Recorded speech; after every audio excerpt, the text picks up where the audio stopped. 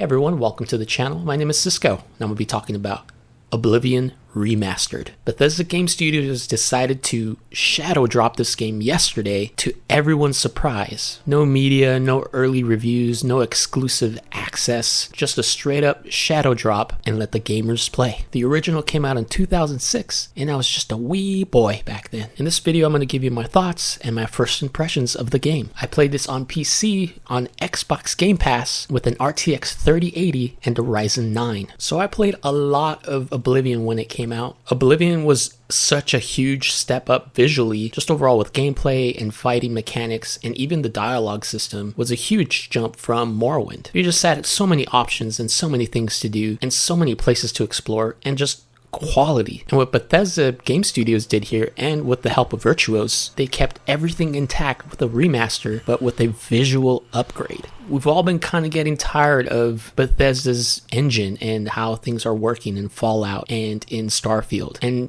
they decided to go with Unreal Engine 5. They went with Unreal Engine 5, and however, the core game logic, physics, scripting are powered by the original Game Biro engine, not CryEngine as I've seen some outlets and some places talk about. This hybrid approach preserves the classic Oblivion mechanics and feel, while of course updating the visuals. But yeah, with that said, let's talk about the game. You create your character, you pick your class, you pick where you were born, all the standard things you knew of Oblivion. I decided to go with my lizard guy because I remember back then that was the one that was the most interesting because I can resist disease and I could breathe underwater, and that just gives me way more exploration.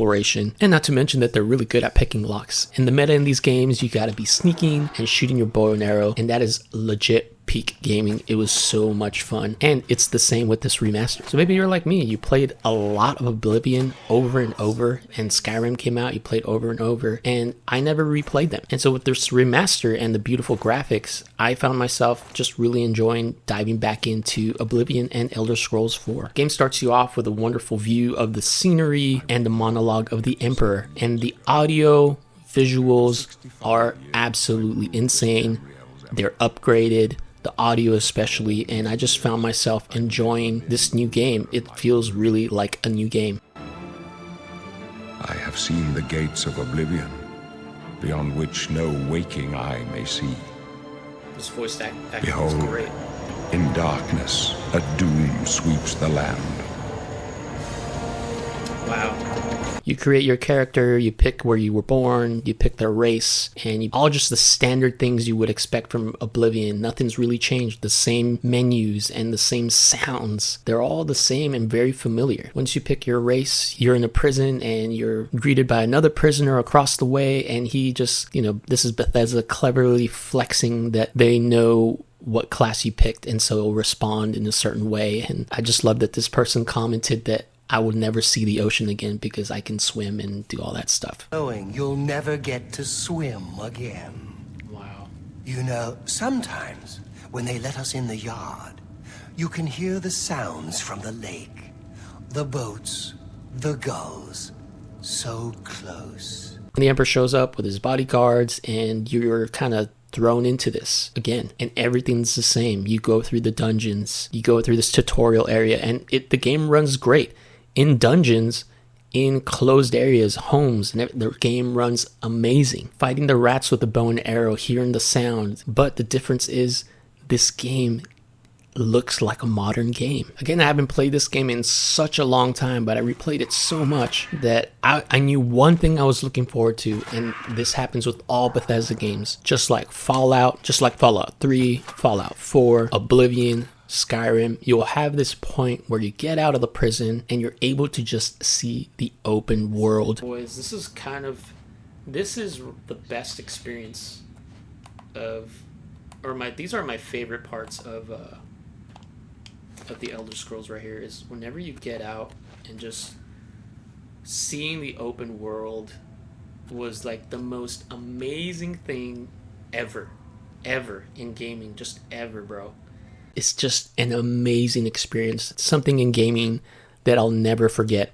Oblivion just giving you that awe, that sense of awe that these things that were being made were absolutely beautifully crafted in a beautiful world that you can just explore. You see the mountain, you can go there. You see that building in the distance, you can go there. So after playing the game, everything's the same. The core mechanics are there. The way the townspeople talk, the way they talk to each other, the way you can do dialogue, the way you can sell items, the menus, the combat system, fighting, the meta of sneaking and shooting your arrow. It's all there, it's all the same, but with these improved graphics, I think this is a glimpse or even a demo of what Elder Scrolls 6 is going to be. It's definitely a step in the right direction. Now, it does have its flaws, like since it was shadow dropped, there's not a lot of information of what the best graphical settings are, because like I said, when you're in dungeons or when you're inside in homes and stuff, the game runs amazing, but when you're out in the open, it's not so great. Most of my gaming session came through streaming, and so it does affect the quality, but I did play a lot offline as well. The performance is still not as great. Even out of 3080,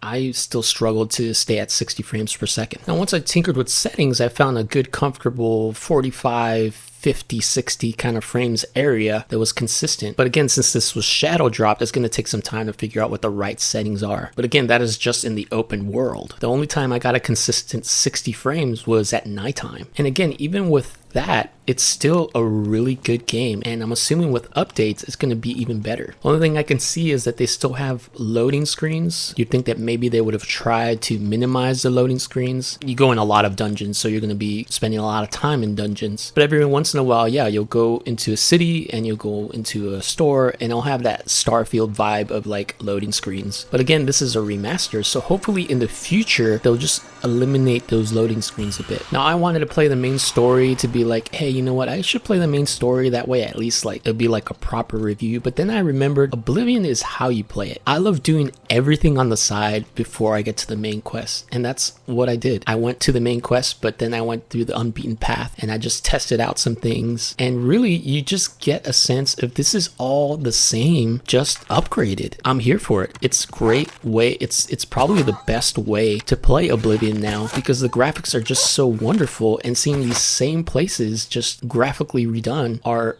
amazing. I did see the interview, and Todd Howard did say that this is like a remaster, but there's going to be some new things for new players to experience as well. And I did see some reports of new dialogue being added, and so maybe stuff like that will come out even more as reports come out even more and as players just kind of test things out. But overall, my thoughts are, I think this is a step in the right direction. Bethesda Game Studios got some help from Virtuos, which is another developer company that helped him probably get used to Unreal Engine, because again, with Starfield and Fallout, Bethesda's original engine is kind of seeming dated. So the fact that they got Unreal Engine 5 and still using the same game logic engine as their previous games for just the logic and the system, then this might be a nice preview of what Elder Scrolls 6 is going to be.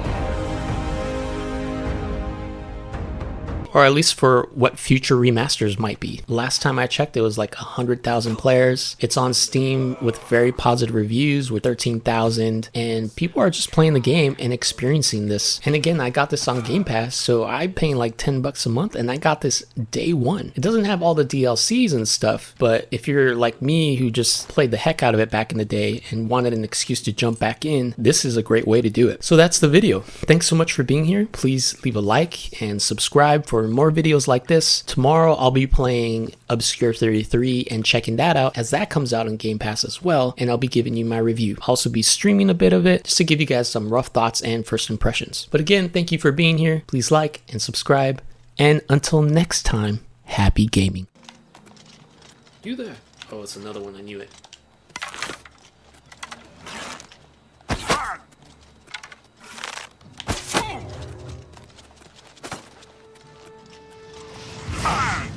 Lol, no way.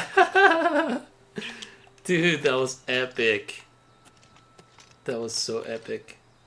Look at that. You fool. Live like a fool, die like a fool.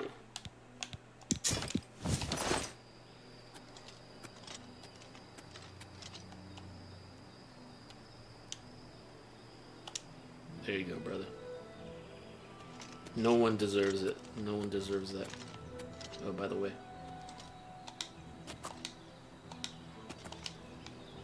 Have some saffron tea.